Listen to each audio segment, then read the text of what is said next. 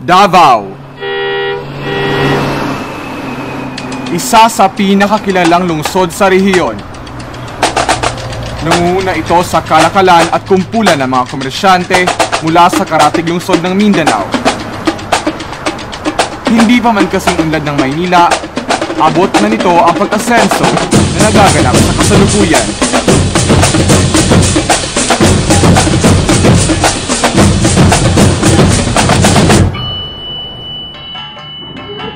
Kung sa yaman ng kultura at tradisyon ang pag-uusapan, hindi maikakailang natatangi ang lungsod ng Davao. Ito ay sentro ng klase-klaseng kultura mula sa iba't ibang tribo na noon at magpahanggang sa ngayon ay nakikinabang sa masagana nitong lupa. Sa pagpapalit anyo ng mundo, hindi maitatangging tayo ay nahaharap sa isang banta. Datapwat gaano man kayaman ang ating pinagmulan, ang unti-unti nating pag-usad sa pag-unlad ay maaaring maging hudyat ng pag-isan at paglimot sa kulturang nagpayaman sa lupa ng Mindanao.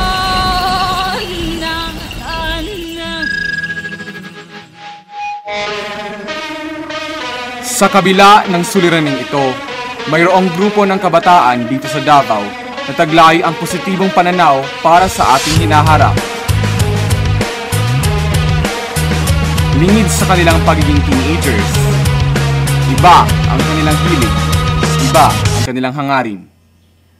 5, 6, 7, 1, 2, 3, 4, 5, 6, 7. Sa musika na likha ng kulintang, agong at dabakan, nagkakaisa sila sa pagbibigay pugay ng ating pinagmulan. Kinikilala nila ang kanilang grupo sa pangalang Madayao Cultural Ensemble.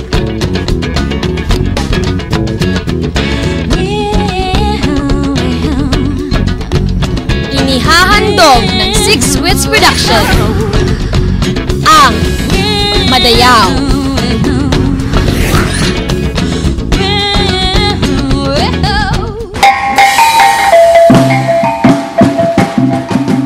Kahit man sila ay kabilang sa makabagong henerasyon at nahaharap sa mabilis na pagbabago ng kapaligiran, pinapahalaga nila ang pagpapanatili ng mga katutubong sayaw ng mga Moro. Bagamat dugong Kristiyano man, sila ay nagkakaisa upang tuparin ang kanilang hangarin na maging instrumento sa pagkilala at pagpapahalaga sa mayamang kultura ng mga Muslim.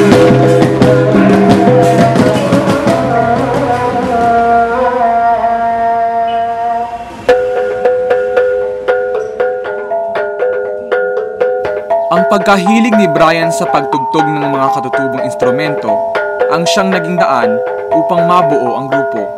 Hindi man tubong Moro, nakatatak na sa kanyang puso ang pagkahilig niya sa kultura ng mga Muslim. Siguro katong mga sinaunang mga kalihok sa unang panahon, itong mga tradisyonal na ginahimo sa mga lumad sa mga lumad o mga Moro sa una, siguro siyang ibalik. Pero dili gid siya totally good na makapig gid kay siyempre in the first place dili man gid may mga lumad gid sa unsaon gid mo bisan pag musuot mi og tinuod yung costume kay sa among dugo mismo di man gid may bangisan bisan unsaon. Nakatungtong pa lamang siya sa elementarya, aktibo na siyang nangihikayat ng mga kasamahan. Sa murang edad, batid na raw niya ang pangangailangang maalagaan ang kultura ng mga Moro.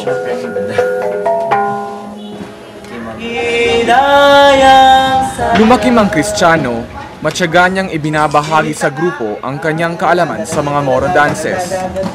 Mahigit 10 taon nang nagtuturo si Alex bilang choreographer at kasama ni Brian upang itaguyod ang grupo. Ang objective sa Madaya kung ano magpadayon siya, tapos isa is to preserve the culture of Mindanao, especially yung mga traditional culture dances, ang mga Mindanaoan dances. At saka isa rin sa amang tumong is to gather ang kanilang mga kabatanunan gani.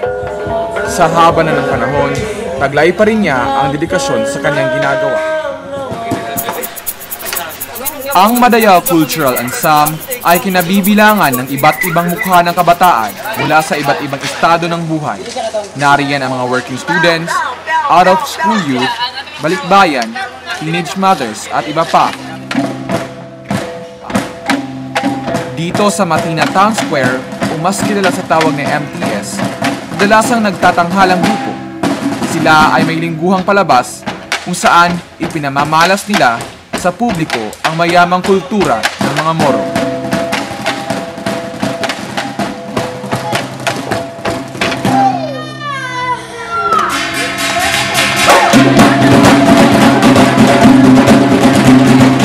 Naimbitahan daw ang grupo dito, kaya hindi na nila sinayang ang pagkakataong maging regular performers. Ang kita nila sa pagtatanghal ay napupunta sa paggawa ng costumes at mga instrumentong kinakailangan nila.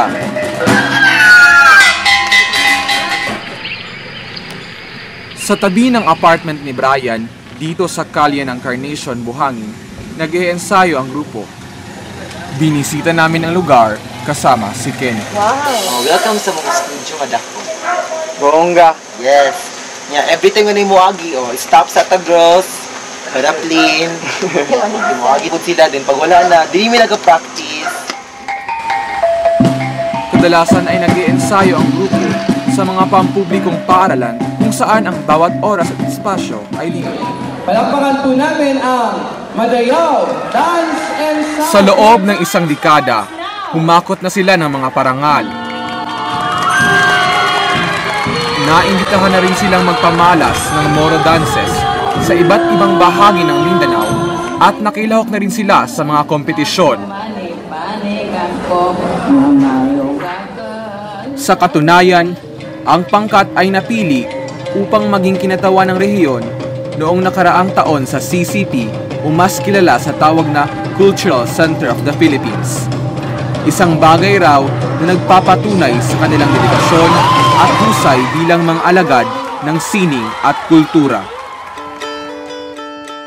Sa likod ng mga gantimpalang kanilang natanggap at mga masasayang pagtatanghal sa entablado, isang problema ang paulit-ulit nilang hinaharap bilang cultural performers.